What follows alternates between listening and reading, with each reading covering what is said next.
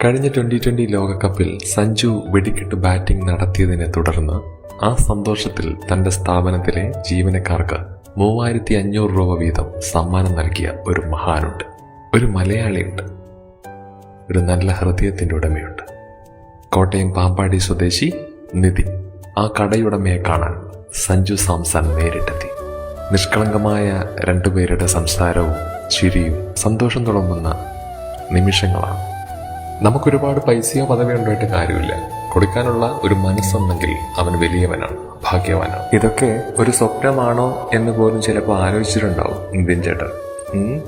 സത്യത്തിൽ ഒരുപാട് വർഷങ്ങളായി സഞ്ജുവിനെ ഫോളോ ചെയ്യുന്നു. ഒരിക്കൽ പോലും കാണും എന്ന് വിചാരിച്ചില്ല. രണ്ടുപേരുടെ ഈ ഒരു സൗഹൃദം ഇനിയും വളർന്ന് പന്തിലേക്കിട്ടെ എന്ന് ആശംസിക്കുകയാണ്.